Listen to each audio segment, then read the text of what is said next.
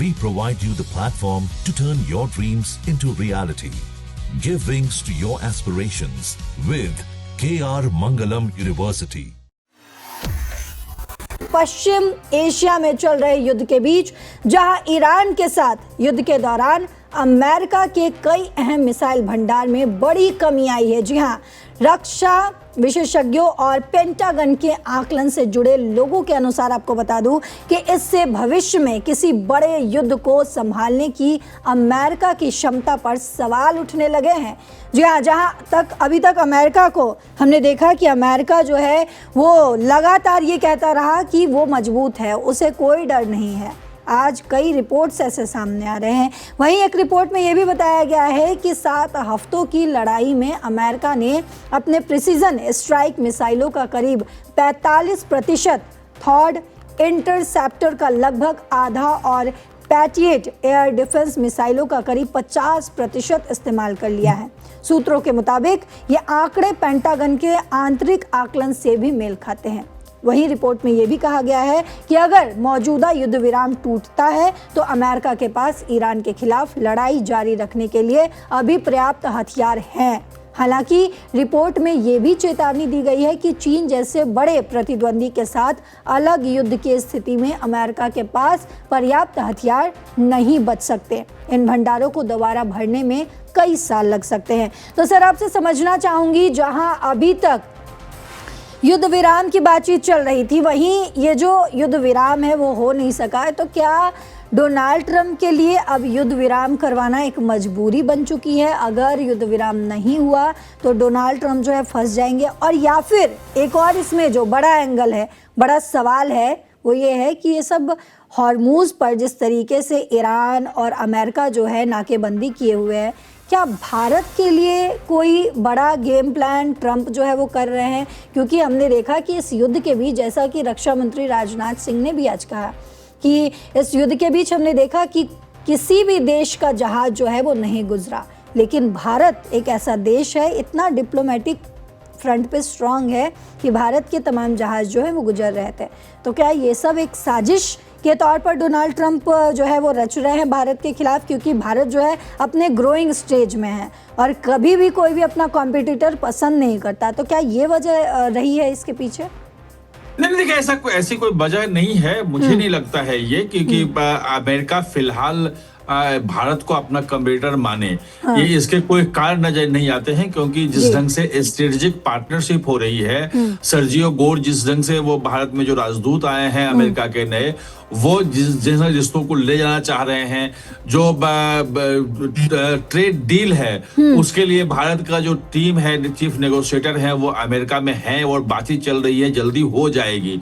जो चीन का खतरा है अमेरिका को, उसमें भारत एक महत्वपूर्ण साझेदार के रूप में दिख रहा है। और खास तौर पे जो हिंद प्रशांत का जो एरिया है, वहां पे जो एक कहते हैं कि इंटरनेशनल लॉ वहां पे लागू हो और चीन की जो हेजोमेनी चल रही है उसको रोकने के लिए वहां के तमाम छोटे छोटे देश, फिलीपींस से लेके इंडोनेशिया से लेके सब लोग परेशान हैं। तो वो वहां पे भारत की महत्वपूर्ण भूमिका है, ये नहीं है।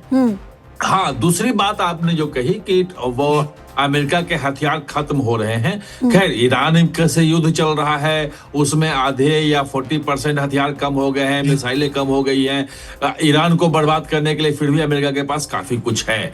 उसमें निश्चित रूप से इतने जब हथियार चलेंगे, इतने आप जब मिसाइल छोड़ेंगे और आपको ड्रोन को गिराने के लिए अगर मिसाइल छोड़ना पड़ जाए तो फिर आप सोच सकते हैं कि क्या स्थिति होती है। वो इजराइल के बारे में आया कि इजराइल के पास भी अब वो जो आयरन डोम है उसमें लगाने के लिए मिसाइलें कम पड़ रही हैं और इसलिए वो ईरान के जो मिसाइल है उसको और ड्रोन्स को रोक नहीं पा रहा है। ये तमाम चीजें आ रही हैं, लेकिन जो ये बात जो कह दी जाती है कि भाई चीन से अगर लड़ाई हुई तो बड़ा मुश्किल हो जाएगी। अब जो ईरान पे जो हमला है वो अमेरिका का अपना डिसीजन था और लोग ये मान रहे हैं, अभी ट्रंप ने मना किया है कि भाई हम इजराइल के नेतन्याहू के कहने पे नहीं हमने हमला किया है, हमारा खुद का डिसीजन था। लेकिन उस डिसीजन से बाकी जो नाटो के सदस्य देश हैं वो सहमत नहीं हैं। लेकिन क्या चीन से जब झगड़ा होगा तो क्या लड़ाई होगी तो सिर्फ अमेरिका की होगी? क्योंकि दुनिया में अभी एकमात्र जो है वो सैन्य संगठन बचा हुआ है, वो नाटो है। बाकी कोई सैन्य संगठन नहीं है, और ये जिसमें दुनिया के तमाम बड़े देश, शक्तिशाली देश सब उसमें शामिल है। तो ऐसे में पहले वार्सा पैक्ट के तहत सोवियत संघ के पास था इस ढंग का संगठन ये, लेकिन सोवियत संघ के बिगड़ने के साथ वो सब खत्म हो गया। अब सिर्फ नाटो बचा है। तो ये एक स्पेकुलेशन है, एक अनुमान है कि अगर ऐसा हुआ चीन के साथ तो अमेरिका का हो जाएगा।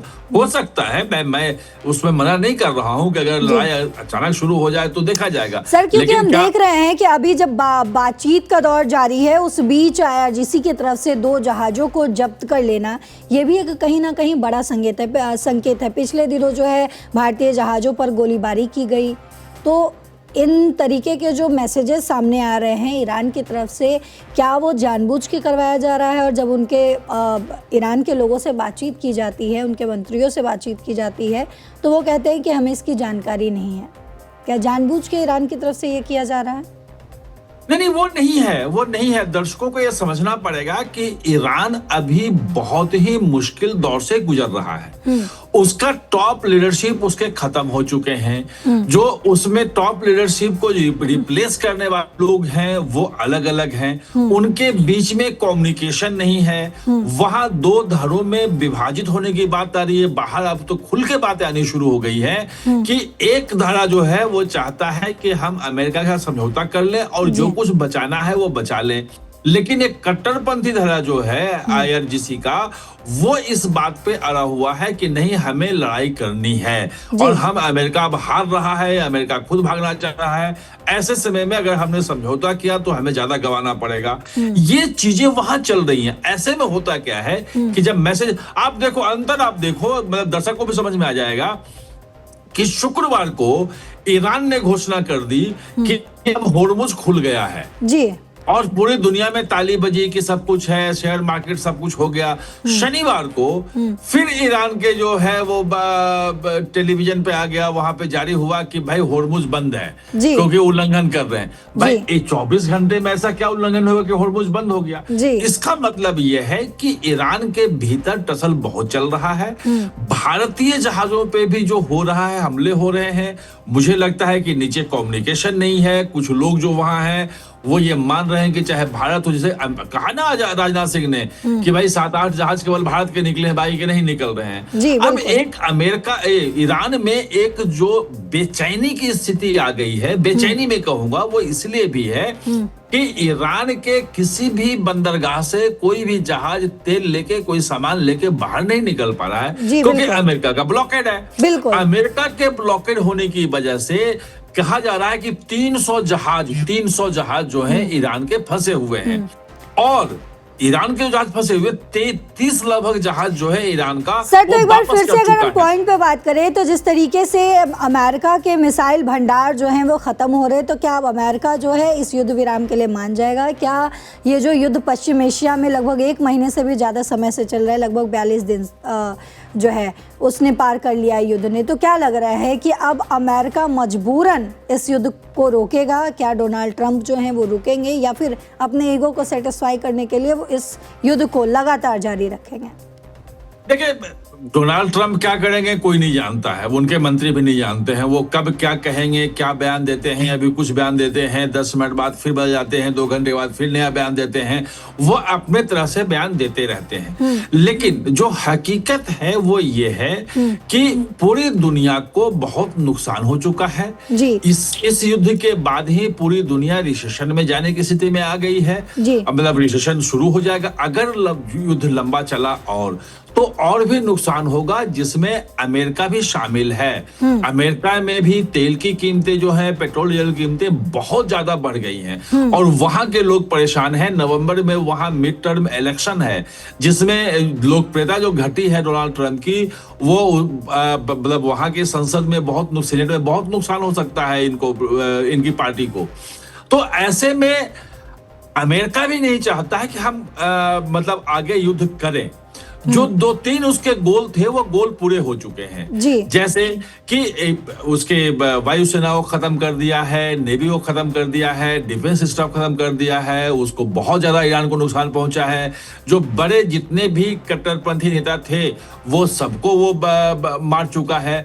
अब सिर्फ बात यह है कि यूरेनियम जो वहां पे संवर्धित है, जो कहा जाता था कि वो पिछले साल जो 12 दिन का जो बम गिराया था उसमें वो दब गया है अंदर कहीं ना कहीं बंकर में, तो वहां से उसको निकालना है और ईरान को जो इंटरनेशनल जो एटॉमिक एनर्जी एजेंसी है जी। उसके जांच के दायरे में लाना है जी। कि वो वहां पे यूरेनियम में जो भी संवर्धित हो रहा, जो भी वहां पे हो रहा, वो बिल्कुल ओपन हो। समझौता इसके लिए दबाव बनाया जा रहा है।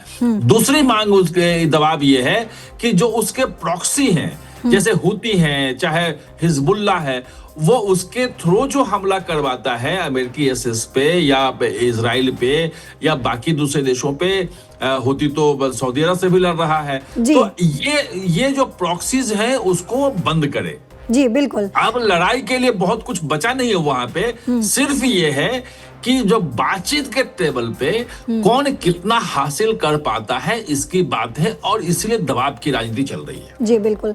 बहुत शुक्रिया सर आपका तमाम जानकारियों के लिए। तो हमने समझा कि किस तरीके से अभी स्ट्रेट ऑफ हॉर्मूज पर अभी भी जो है वो बवाल मचता हुआ नज़र आ रहा है। कोई भी देश जो है वो शांत होने को तैयार नहीं है। हालांकि डोनाल्ड ट्रंप ने ये साफ कह दिया है कि सीज फायर जो है उसका समय सीमा नहीं बढ़ाया जाएगा, लेकिन युद्ध भी जो है उस पर विराम लगेगा। लेकिन हम सुबह से ही देख रहे हैं कि लगातार जहाज़ों पर हमले हो रहे हैं, तो क्या लग रहा है कि क्या भारत जो है वो इसमें मध्यस्थता करवाएगा? ये हमने समझा अपने एक्सपर्ट से।